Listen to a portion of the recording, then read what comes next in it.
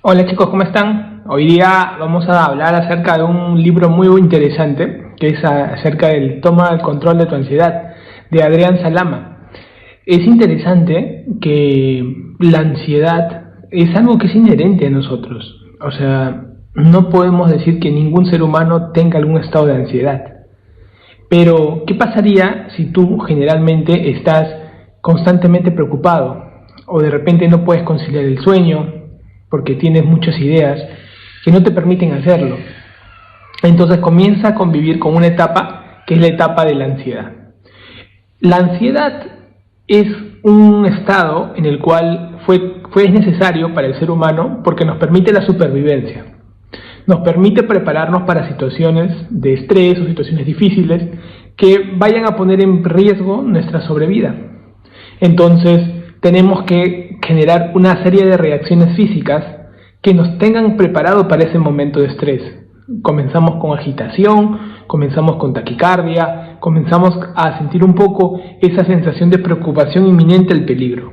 Pero ¿qué pasaría si no existiera un peligro en realidad evidente y comenzamos a desarrollar todos estos signos, ¿no? Y síntomas? Entonces ahí es donde uno dice, ¿qué está pasando? Y es porque eso se está ocurriendo no afuera, esto está ocurriendo en tu mente. Estás teniendo un sentido, en este caso, aparentemente, que puede estar afectándote a ti. Y esto, ¿cómo tú puedes controlarlo? Entonces, nunca desaparece la ansiedad, nunca. Puede ser controlada. Y puede ser que lo puedas tener de manera positiva o pueda ser algo negativo. Cuando la ansiedad se manifiesta de manera positiva, es porque nos prepara para algo. Pero cuando se manifiesta de manera negativa, es cuando es desproporcionada a lo que está frente a nosotros. El problema de la estudiante de medicina es que todo el tiempo vivimos con el miedo de los exámenes y las pruebas. Y esto hace de que tengamos un estado de ansiedad permanente a cada enemigo que nos enfrentamos. Y llega un momento que no hay pruebas, pero tú sientes igual esa presión. Entonces, hay 5 necesidades que tiene la ansiedad, digamos, para que pueda despertar en ti esa sensación. Le decimos necesidades de la ansiedad, más que causas, necesidades. La primera es la certeza. El hecho de que uno tenga certeza de algo, y si no la tienes, puede generar ansiedad. Entonces, la certeza de cualquier aspecto de tu vida te va a generar ese proceso. ¿Por qué? Porque la certeza brinda seguridad, amilana la ansiedad. La segunda necesidad de la ansiedad es la sorpresa. El ser humano permanentemente está en búsqueda de sorpresas. ¿Y por qué? Porque las sorpresas nos permiten seguir creyendo en que podemos seguir mejorando cualquier aspecto de la vida. El hecho de que no haya esas sorpresas también genera ansiedad. Y hay personas que van a vivir en búsqueda de ese momento. Lo otro es el ser reconocidas. Hay personas que necesitan el reconocimiento. Y si no hay ese reconocimiento en alguna acción que hagan, también genera ansiedad en ellas. Y esto va a hacer de que ellos no pueden interpretar, pero están en búsqueda de ese momento. El otro aspecto muy importante es la conexión humana. Nosotros somos seres humanos, necesitamos conexión unos con otros. Y el hecho de no tener ese contacto puede llevar a una ansiedad. Durante la pandemia, el estado de confinamiento llevó a que muchas personas aumentaran justo los estados de ansiedad y depresión. Y es porque esa falta de conexión es obligatoria y es necesaria. Es importante recordar también las últimas 2 necesidades espirituales. El ser humano tiene 2 necesidades espirituales, el celebrar y el dar. Cuando una persona básicamente no está celebrando, no está, no sé, por algo que quiera, ¿no? O un éxito que haya logrado, o eso también puede generar ansiedad. O sea, es necesaria a veces las famosas victorias, ¿no?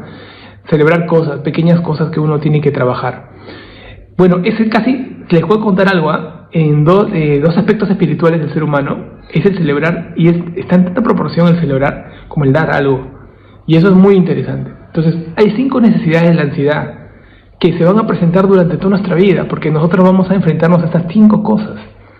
Pero también es importante recordar que hay 2 conceptos que van a ayudarnos a entender el famoso concepto de estado de ánimo, que es el final donde vamos a llegar. Primero, los pensamientos. Los pensamientos son tus peores enemigos, en verdad. Si una persona piensa que un enemigo es una persona real que existe, es mentira. El peor enemigo son tus pensamientos. Ese es el primer concepto. El segundo concepto, las emociones. Las emociones, en realidad, son estados psicofísicos, que tú naciste con emociones, por ejemplo.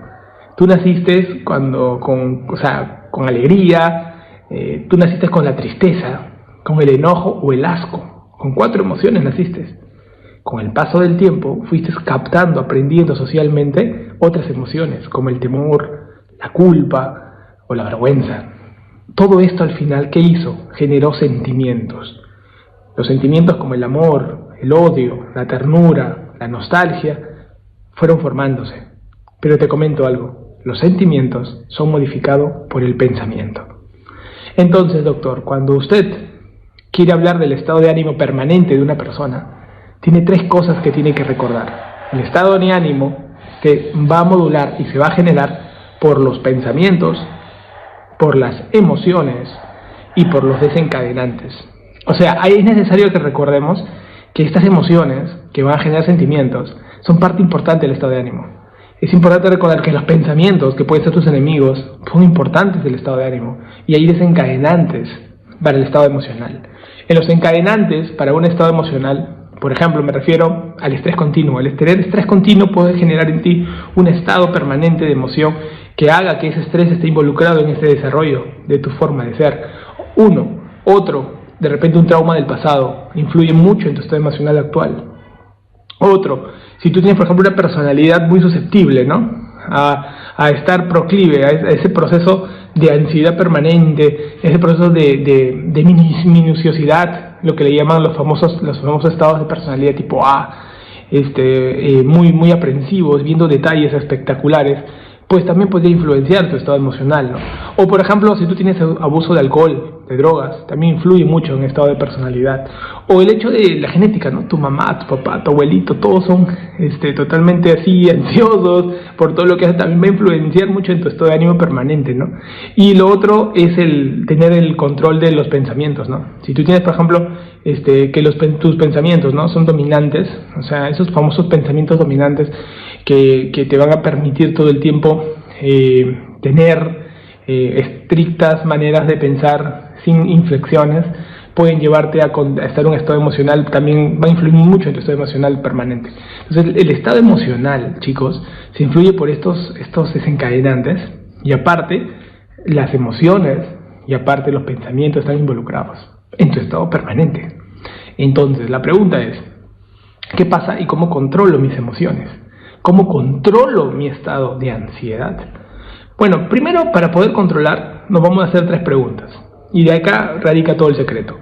La primera pregunta que nos tenemos que hacer es, cuando tú tengas un problema, siempre piensa, ¿qué es lo peor que puede pasar con ese problema? ¿Qué es lo peor totalmente? Lo peor, o sea, lo más catastrófico que no puedas controlar. Piénsalo. 1. Y luego, imagínate a un año, ya pasó lo peor, a un año, ¿cómo estarías tú? ¿Qué sería lo peor? Piénsalo. Si viene ese problema o esa ansiedad, pregúntate, ¿qué es lo mejor que podría ocurrir si sucediera eso? También ponte a pensar en eso. O sea, ¿qué quiero hacer? Que materialices en un pensamiento lo que va a ocurrir. ¿Por qué? Porque recuerda que son 3 cosas que influyen en tu estado emocional. Y los pensamientos, que son tus peores enemigos, tienen que ser tangibles y escritos.